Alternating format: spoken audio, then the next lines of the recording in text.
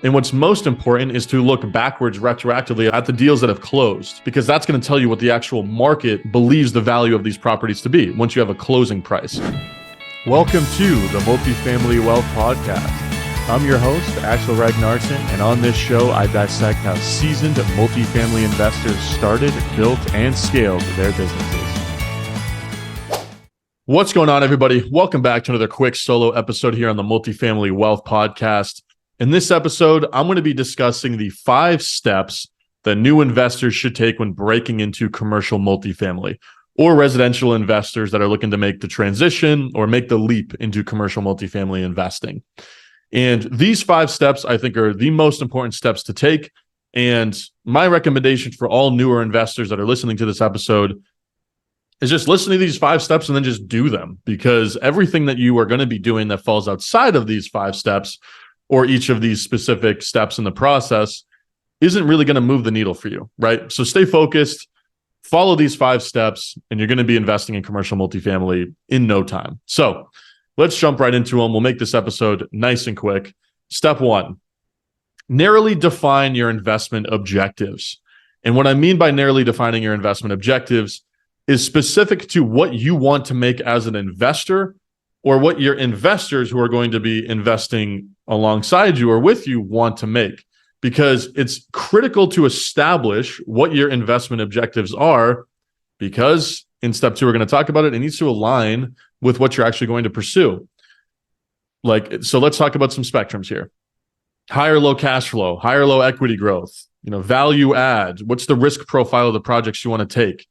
Are you somebody that is looking for cash flow in the short term?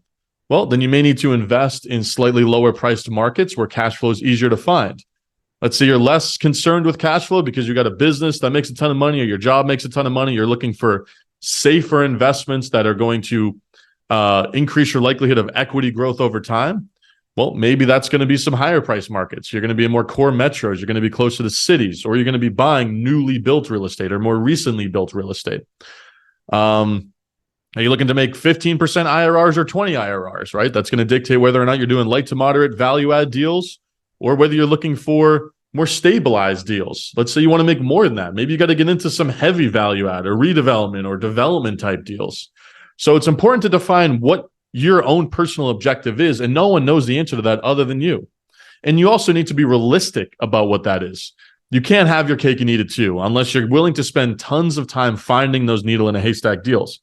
They do exist, but they're harder to find, right? You can find your 30, 40% IRRs, right? If you're going to go and spend a ton of time going direct to seller and you're going to buy those 2 or 3 deals a year that are home run deals. Certainly possible, but you also need to pair your projected returns or your desired returns with your ability to invest time into finding opportunities that align with that. So sit down and actually identify, do I want higher or low cash flow, mid-tier cash flow, higher or low equity growth, mid-tier equity growth? Am I looking to spend a lot of time managing our projects, right? Because if so, then you can probably justify doing moderate, heavy value adds, redevelopment, stuff like that. If you're looking to invest more passively, probably need to go look for more turnkey or light value add deals. So sit down, understand what you're looking for, and then that's going to dictate what happens in step 2, which is selecting your target market and selecting your target product type, your target actual real estate or type of real estate that you're actually going to pursue from a deal standpoint. And the other small component of this is aligning this with your financial ability to execute on a deal. What do you have available cash-wise, straight up? Like, what can you go put into a deal? If you've got 10 grand in the bank, there's no point in you going and looking for 50 unit deals. It's going to cost more than that for a deposit, right? That's an extreme scenario, but you need to assess what you're able to do from a personal financial standpoint as it relates to being able to even pursue deals from a contract standpoint. Because it costs money to close deals before you even get to or it costs money to just go under contract on deals is what I'm trying to say, before you even actually get to closing. So assess your personal financial situation first, and then that's going to dictate the size of deals that you can pursue. And then based on all of the investment objectives and return, desired returns that you want to achieve, which you defined in step 1, you can then pick a market and a product type. So let's say you want high cash flow and you're okay with a little bit more high variance, low equity growth. Well, maybe a tertiary market of some kind, maybe the Midwest, right? Just as a general rule of thumb, as a region.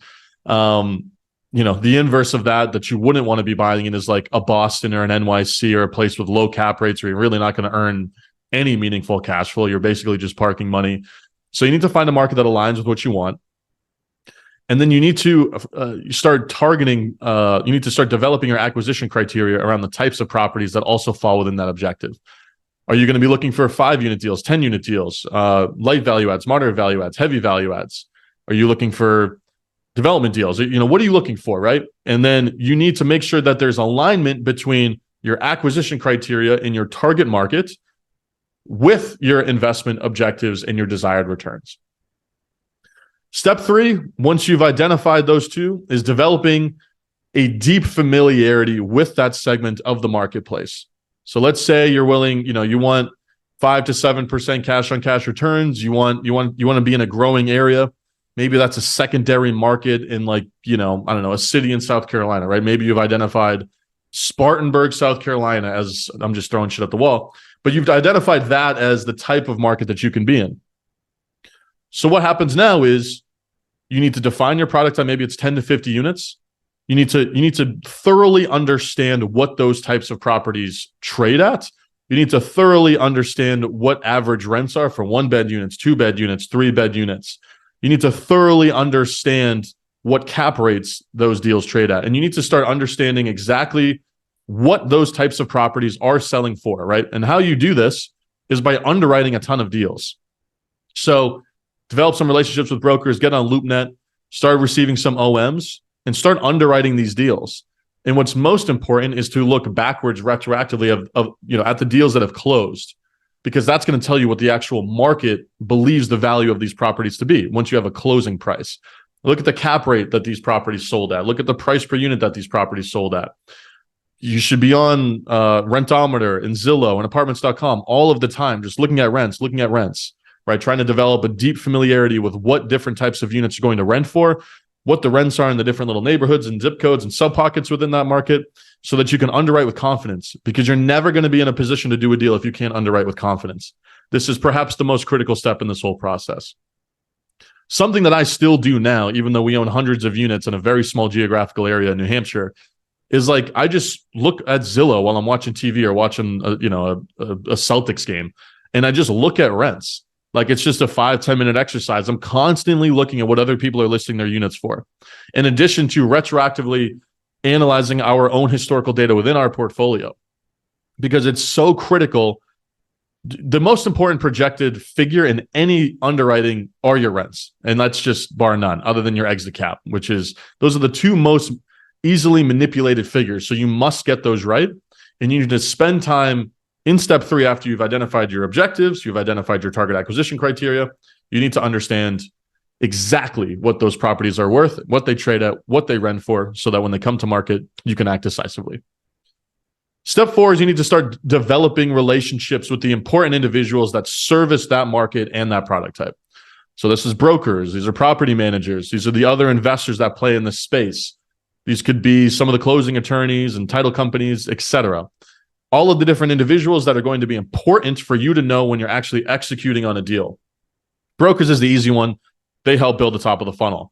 But it's just as important to have a great property management relationship even before you close a deal, because they should help you underwrite a deal when you're making those final offers on properties, to make sure that you're not making assumptions that aren't realistic as it relates to rents or expenses. And this is just going to take some time, right? This is just going to take time. It's going to take going to the networking events. It's going to take sending emails. It's going to take touring deals. It's going to take asking other investors for referrals, et cetera, et cetera. But I think that's step 4 in this process. Now on step 5, right? Final step. We need to be relentlessly focused on pipeline development. We need to be relentlessly focused on dropping deals into the top of the funnel. So deals from brokers, deals from other investors, deals from wholesalers, deals from sellers, right? If you're going to start going direct to seller. And you need to put yourself in a position to underwrite a lot of deals, because that's going to solidify your knowledge of what you're actually pursuing and what you're investing in.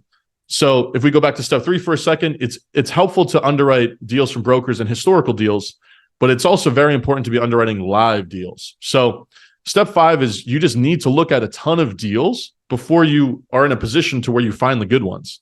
And I think that the best negotiating tool you can have in real estate is never being attached to one specific deal.